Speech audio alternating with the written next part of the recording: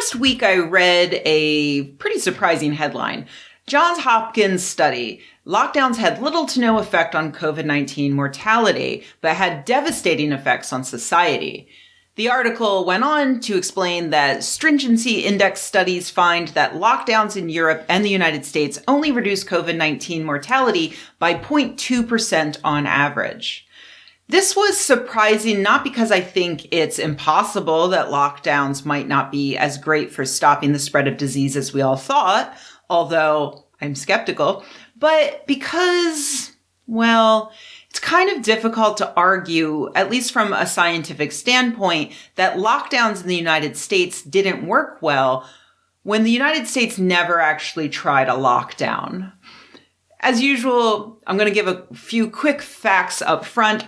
This is not a real study like one might find in a scientific journal. It has not, as far as I can tell, been peer-reviewed, and it wasn't conducted by medical professionals.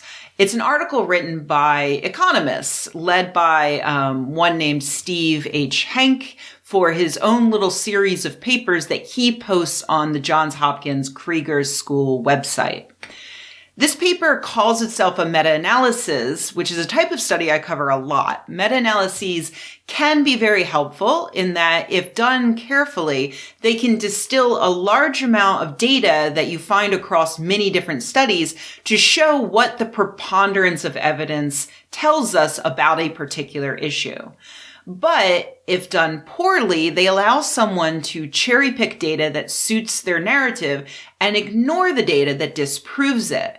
That's why it's important for even meta-analyses to go through careful, critical peer review, which again, this one does not appear to have done. The Economist started off with 18,590 studies, which, wow, that is a lot. That's such a huge amount of data that will definitely give us a significant result.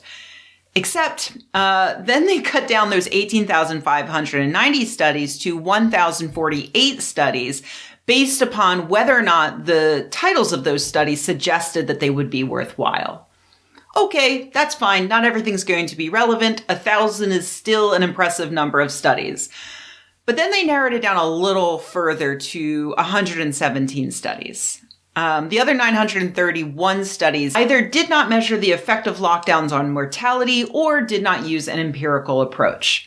Okay, so now we're at 117, except all but 34 of those were found to not be good enough. Okay, so 34. Except of those, only 22 were peer-reviewed, and all of them only looked at the effect of lockdowns, more on that in a minute, during the first wave of COVID. All but one only included data up to September of 2020, which is strange considering that the biggest benefit of lockdowns is long-term mortality. But okay, eventually the economists figured that 10 of the final 34 were not good enough either. Of the remaining 24 papers included in this meta-analysis, which has not been peer-reviewed, it appears that only 17 of those were peer-reviewed. So things are not looking great. Also, at this point, I want to pause. Right before I recorded this video, I saw someone else do a breakdown of this paper, and they mentioned that one study in particular was given more weight than any others in this meta-analysis. And when they reached out to the author of that one study, the author said that they came to the completely opposite conclusions of the one paper that this meta-analysis is mostly based on. So, as always, there's a link to the full transcript for this video below. You can find links to everything I talk about down there. So now I want to take a moment and talk about lockdowns. Lockdown has a very specific meaning apart from its colloquial meaning. And one would hope that a scientific evaluation of lockdowns would understand that. But this paper does not appear to. It's important that in cases like this that we avoid colloquial terms because there's a huge difference between a lockdown, a quarantine, a vaccine mandate, a mask mandate, a government issued recommendation.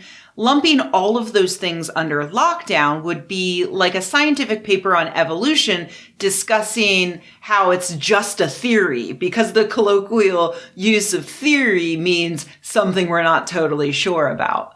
There's a reason why scientists uphold a different standard of word choice and definitions. And so we all know exactly what we're talking about. An actual lockdown looks like what China did in early 2020 in the Hubei province. On January 23rd, they shut down all public transportation in Wuhan, including buses, ferries, and subways. The Wuhan airport was closed. Major highways leading out of Wuhan were closed. Residents could not even leave the city without explicit government permission. Some cities only allowed one member of each household to leave the house every few days to get provisions. New Zealand and Vietnam enacted similar measures. In New Zealand, they closed the borders to non-citizens by March of 2020. Citizens returning from abroad had to isolate for 2 weeks. Tourists were forced to isolate if they didn't go willingly. In May, New Zealand passed a bill allowing law enforcement to enter residences without a warrant to enforce lockdown measures. People could only leave their homes for essential personal movement. All gatherings were banned and all non-essential businesses were closed. Meanwhile, in Vietnam, the government immediately locked down areas with known COVID cases, starting with 10,000 people who were forced to quarantine for about a month, with the military called in to enforce that quarantine. In July, they placed 1 million people in quarantine and mandated that they only go out in case of extreme necessity, such as buying food, medicine, seeking essential goods and services, and medical emergencies. All educational and non-essential services in the city were closed. Face masks were mandated in public, and people were ordered to frequently wash their hands with soap or alcoholic sanitizers. Gatherings of more than 2 people in public were disallowed, and maintenance of a minimum distance of 2 meters was required. All types of public transport were halted and personal vehicles were heavily restricted. Not a single state in all of the United States ever came anywhere close to doing anything like that. That's why it's helpful to have words other than lockdown to precisely talk about what did happen. Some states closed some businesses, some did not. Some states mandated masks indoors, and some did not. Some states enacted bills stating that private businesses could not insist that their customers wear masks indoors. Some counties discouraged travel, but no state, county, or city strongly enforced the restriction of people's movement around the country. Americans were encouraged to stay home if they could, but nobody was really forced to. If the entire world were a public pool, New Zealand and Vietnam would be hanging out in their own separate submarines, while Californians tried to swim to the deep end to avoid the Texans, who were just pissing in the shallow end and chugging beers to refill their bladders as quickly as possible. It would be bad enough for a study to look at that entire pool, call it all lockdown, and then take the average effectiveness of everyone's measures. But in this case, the meta-analysis really didn't even care much about the submarines. New Zealand, Vietnam, China, they're all but ignored in this meta-analysis, as 13 studies looked at the United States alone, 2 covered the US and Europe, and 1 covered Italy. Despite a few of the papers claiming to look at worldwide measures, the meta-analysis author's conclusion only considers what they call lockdowns in the United States and Europe. It's weird because New Zealand and Vietnam, who use strict, well-enforced lockdowns to demonstrably slow down the spread of COVID-19 in their borders, undeniably saved countless lives. For instance, this peer-reviewed study published last year in The Lancet found that not only did New Zealand's lockdown prevent deaths from COVID, but they actually had lower all-cause mortality compared to historical data, because the lockdown also stopped the spread of diseases like influenza and pneumonia. For some reason, though, this study was not included in this meta-analysis. And then there's this study on Vietnam, also not included in this meta-analysis for some reason, despite being peer-reviewed and published in BMJ Public Health, that found controlling outbreaks in settings such as crowded public places, bars and hospitals, within certain villages and over cities required early detection, aggressive trace test quarantine efforts, a geographically extensive lockdown area, and an adoption of several non-pharmaceutical interventions.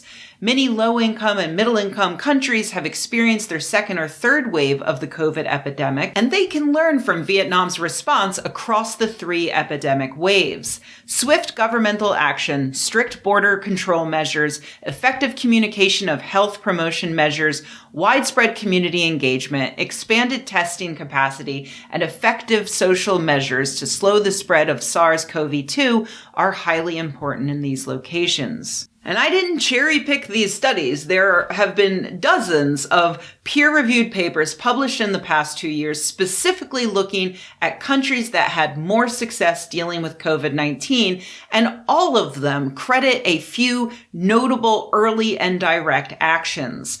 Contact tracing, the allocation of resources to medical professionals, and strict lockdowns. This meta-analysis ignored all of that, choosing to focus primarily on the United States, where our measures were neither early nor strict. So it's no surprise that they found that, and I'm quoting one of the studies that they included, the ineffectiveness of lockdowns stemmed from individual changes in behavior, either non-compliance or behavior that mimicked lockdowns. You don't say. A lockdown that isn't really a lockdown and that people don't bother to adhere to doesn't really work. Wow, fascinating. This embarrassment of a meta-analysis actually did look at some independent lockdown measures, and even they found that mandating face masks reduced COVID deaths by 21.2%, though they discount that because it was only based on 2 studies. Which is weird because 2 studies is almost 10% of all the studies they included in this meta-analysis. So 10%, you'd think that would be more significant. They also found that closing non-essential businesses like bars and restaurants reduced mortality by 10.6%. But for some reason, that figure got buried when it came time for outlets like the Daily Mail to breathlessly write their headlines that lockdowns only reduce mortality by a measly 0.2%, except for when you close businesses like bars and restaurants.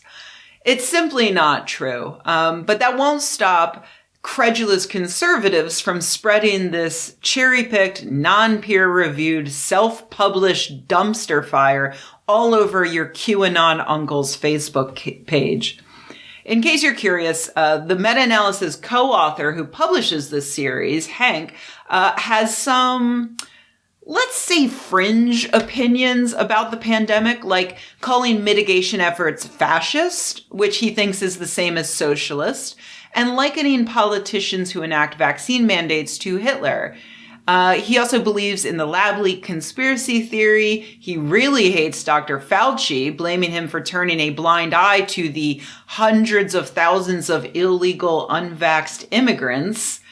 He started hating Fauci sometime after this tweet in March of 2020 when he wrote, COVID-19 is now being used as the left's political weapon against Donald Trump, inciting fear with their inflated, unreliable numbers.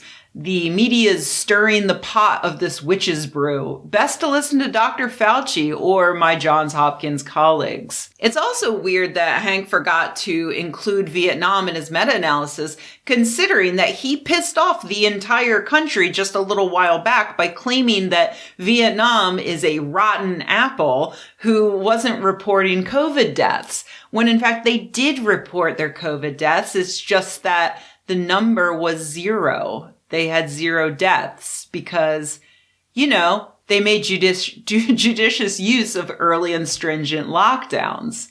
How awkward. So, I guess you could say that he's coming at this from a very particular perspective, and that perspective is completely batshit. Honestly, Johns Hopkins should be embarrassed, but at this point, I'm assuming they just don't care anymore.